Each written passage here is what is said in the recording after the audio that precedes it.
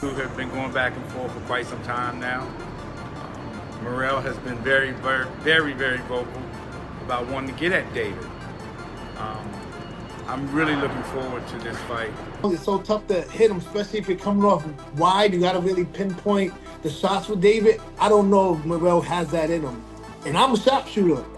And David was able to, like, you know, with his length, be able to, like, block a lot of the shots I was throwing as well, too. So, I mean, you really got to set him up with some clean walking trap shots. Experts are weighing in on the much-anticipated February 1st, 2025, showdown between David Benavidez and David Morrell at the T-Mobile Arena in Las Vegas.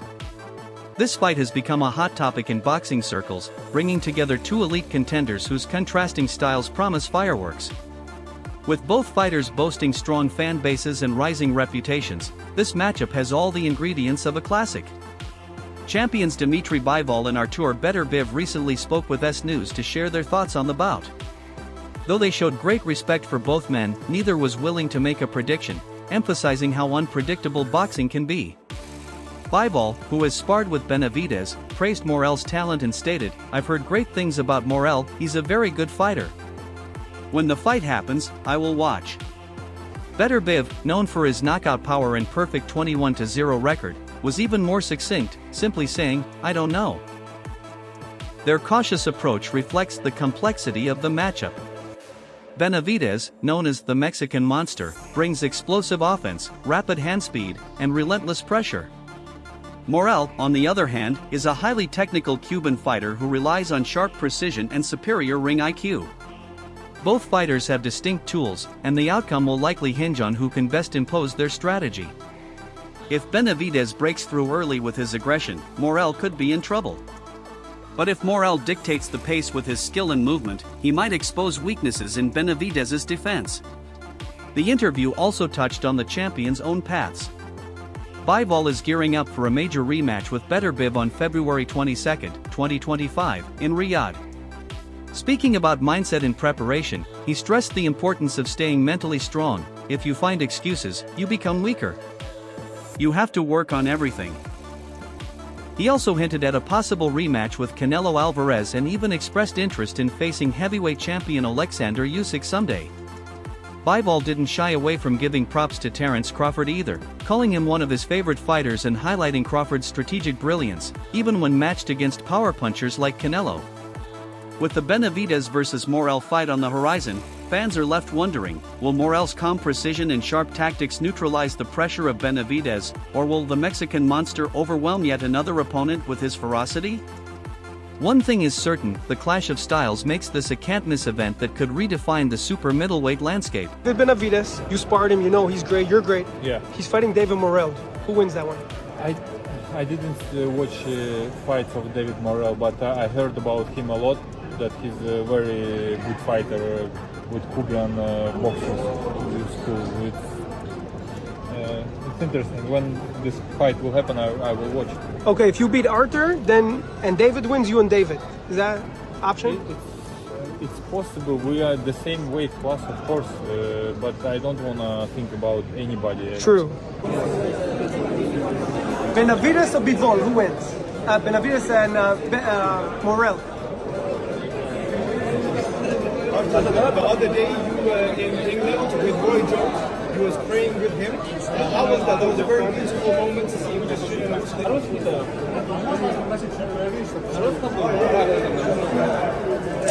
Как дела? Нормально. Demetrius Andrade has voiced doubts about whether WBA regular light heavyweight champion David Morrell is truly prepared to challenge David Benavidez's defense in their upcoming clash. Reflecting on his own loss to Benavidez in 2023, Andrade admitted he struggled with Benavidez's long reach and physical dominance, ultimately being stopped in the 6th round. While Morrell possesses a longer reach than Benavidez, 78 inches to 74, Andrade questioned if the Cuban has the ring maturity to exploit that edge. Morrell's got talent, but he's wild with his shots, Andrade said. That comes with time. I'm not sure he's ready for someone like Benavidez. Known as the Mexican Monster, Benavidez brings fearsome power and resilience to the ring. But his debut at 175 pounds against Alexander Gvozdyk exposed some vulnerabilities. Though he won by unanimous decision, his punches lacked the usual sting, and Gvozdyk landed cleanly at times. Still, Benavidez and his team are confident they can impose their will at light heavyweight just as they did at super middleweight.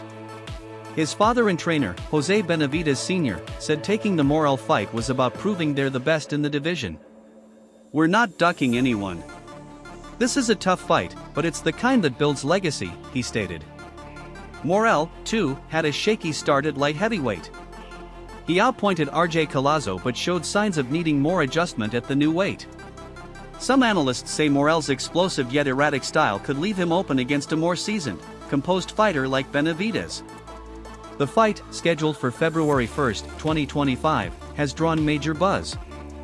Floyd Mayweather even called it the best card of 2025 after sharing the fight poster online.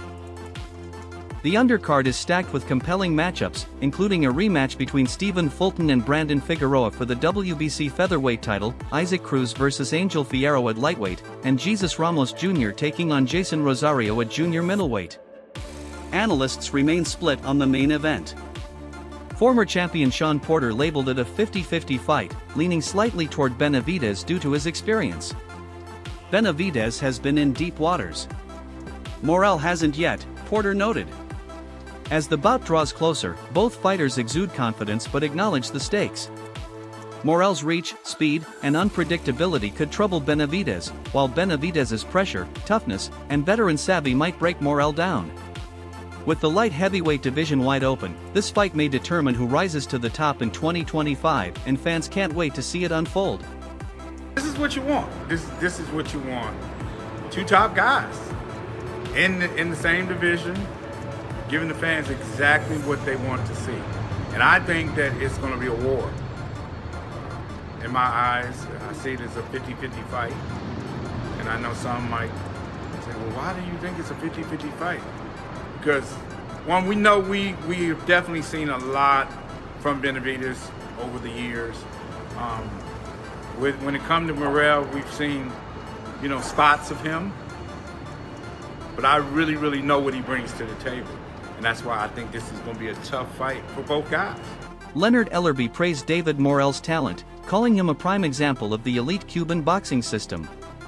He highlighted Morrell's sharp technical skills, powerful punches, and ability to deliver damaging shots, emphasizing that this fight will test the toughness of both men. "It's going to come down to who can take the better shot," Ellerby said. Can Benavidez slow Morrell down, or will Morrell absorb the pressure and fire back effectively? Trainer Greg Hackett also offered his perspective, predicting a competitive start but ultimately favoring David Benavidez. According to Hackett, Morrell may shine in the early rounds, but Benavidez's experience and sustained body attack will likely wear him down. Morrell's going to look great through the first 5, but after that, Benavidez will start breaking him apart, Hackett stated, pointing to Benavidez's ability to thrive in longer, tougher fights. He noted that while Morrell has a strong amateur background, he lacks deep experience in 12-round professional battles. Morrell has only gone the full distance 3 times, whereas Benavidez has repeatedly proven his endurance and dominance in later rounds. This difference, Hackett believes, could tip the fight in Benavidez's favor. He also mentioned a tense moment during fight week, when Morrell swung his WBA belt at Benavidez in frustration, highlighting how high the tension and stakes are for both men stepping into a new division. Despite Morrell's agility and dangerous left hand, Hackett warned that Benavidez's non-stop offense could overwhelm him as the rounds progress.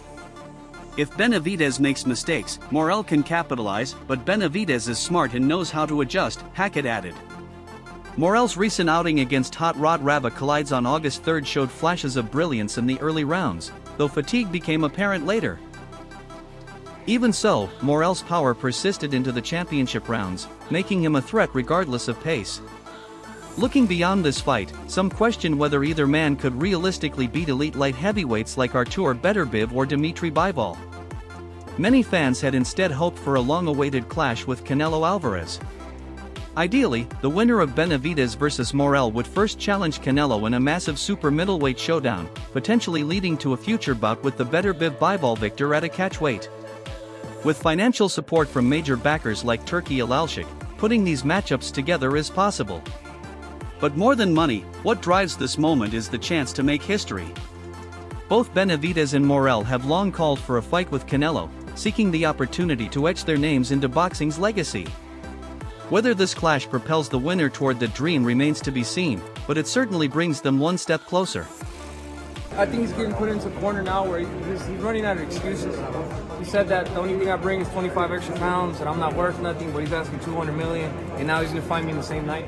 This shit's just stupid, bro. Like, you just tell the people you don't want to fight me. Do you think his hunger is dissipating? I don't know. I can't talk to you about what his hunger is, or how his training is, or how he feels. I can only speak to you about myself. But for me, it looks like fear. It looks like fear, like he's scared of me.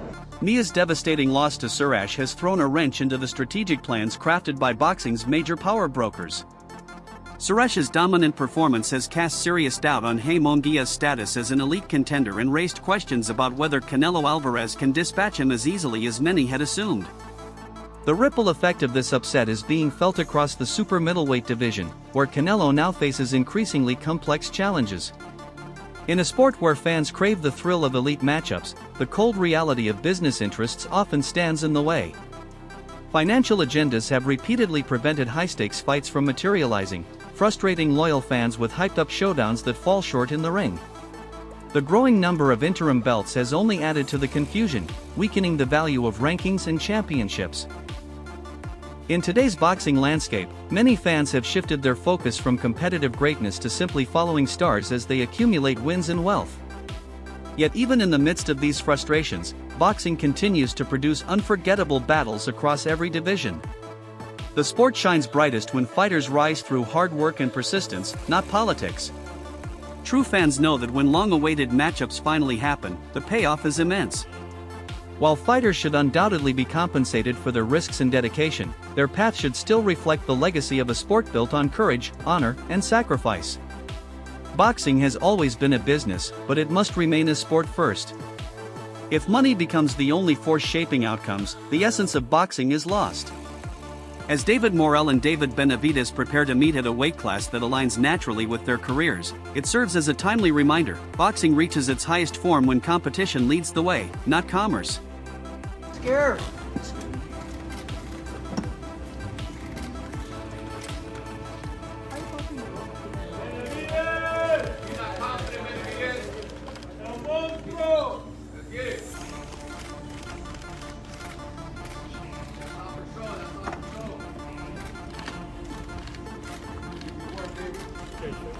All right, guys, start with the cameras. Let's go. Right here together, guys. Come on, guys.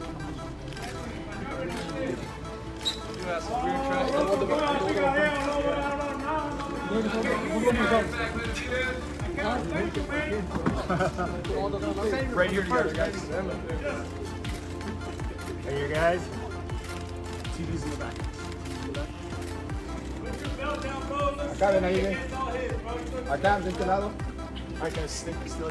That's a wrap for today's video.